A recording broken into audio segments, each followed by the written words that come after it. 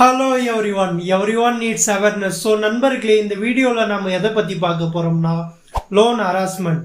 அதாவது NBFC non banking financial கம்பெனியில் யாராவது vehicle loan, business loan, mortgage loan எடுத்திருக்கீங்களா? உங்களுக்கான வீடியோ தான் இது. ஒருத்தர் ஒரு பேங்க், அதாவது என்பிஎஃப்சி பேங்க்கில் லோன் எடுத்திருக்காரு. லோன் எடுத்து கண்டினியூஸாக அவர் இஎம்ஐ அமௌண்ட்டை பே பண்ணிட்டு வராரு. லாஸ்ட் 1 or 2 months அவரால் தவிர்க்க முடியாத காரணங்களால் பே பண்ண முடியல. அதற்கு அந்த வங்கி ஊழியர்கள் அல்லது கலெக்ஷன்ஸ் ஏஜென்ட்டு அனுமதி இல்லாமல் அந்த லோன் எடுத்த நபரின் வீட்டிற்கு செல்வது, இஎம்ஐ செலுத்த சொல்லி தொந்தரவு செய்வது, அந்த லோன் எடுத்த நபர் வெளியூருக்கு சென்று வேலை பார்க்கும் பொழுது கலெக்ஷன்ஸ் ஏஜென்ட் அந்த வீட்டுக்கு போயிட்டு புகைப்படம் எடுத்து அதன் மூலியமாக மிரட்டுவது, வீடியோ கால் செய்து அதன் மூலியமாக மிரட்டுவது, லோன் அக்ரிமெண்ட்ல கையெழுத்து போடாத மற்ற குடும்ப உறுப்பினர்களுக்கு போன் செய்து தொல்லை செய்வது, பலமுறை வங்கியில் ஸ்டேட்மெண்ட் கேட்டும் வங்கி ஊழியர்கள் ஸ்டேட்மெண்ட் கொடுக்காமல் இருப்பது, ஒரு நாளைக்கு 10 to 20 முறை தொடர்ச்சியாக கால் செய்து மிரட்டுவது, தொல்லை செய்வது, அதர் சார்ஜஸ் ஏதேனும் இருந்தும் அதனை வங்கி ஊழியர்கள் தெரியப்படுத்தாமல் இருக்கும் பொழுது, இந்த மாதிரியான பிரச்சனைகளெல்லாம் நீங்கள் ஃபேஸ் பண்ணியிருக்கீங்களா? உங்களுக்கான சொல்யூஷன் தான் இது.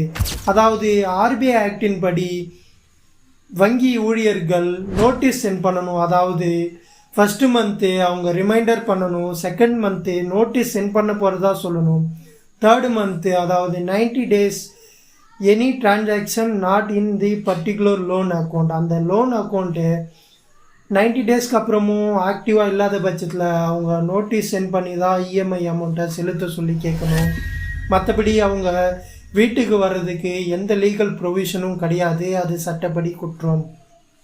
இன்கேஸ் அவங்க நோட்டீஸ்லாம் சென்ட் பண்ணாமலே வீட்டுக்கு வராங்க, தொல்லை செய்கிறாங்க, மிரட்டுறாங்கன்னா நீங்கள் பிஎன்எஸ் அண்டர் செக்ஷன் 329 அத்துமீறி அவதூறு அவமதிப்பு செய்யும் வகையில் வீட்டிற்குள் நுழைவது மற்றும் BNS under section 351 criminal intimidation, BNS 353 intention to insult and provoke breach of the peace, அதாவது அந்த நபரினுடைய அமைதியை சீர்குலைக்கும் வகையில் தொடர்ச்சியாக கால் செய்யும் பொழுது, அவர்களுக்கு மன உளைச்சல் ஏற்படும் வகையில் கால் செய்யும் பொழுது நீங்கள் பிஎன்எஸ் அண்டர் செக்ஷன் 353 பயன்படுத்தி போலீஸில் புகார் செய்யலாம்.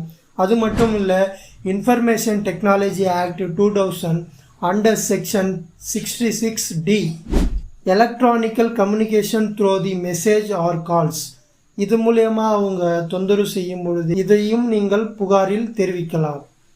இன்கேஸ் அவங்க ஸ்டேட்மெண்ட்டை பல முறை கேட்டும் தராத போது, அதர் சார்ஜஸ் ஏதேனும் இருந்து தெரியப்படுத்தாத போது நீங்கள் consumer protection act under section 235 பயன்படுத்தி நீங்கள் கேஸ் ஃபைல் பண்ணி உங்களுக்கான தீர்வை பெற்றுக்கொள்ளலாம். நன்றி.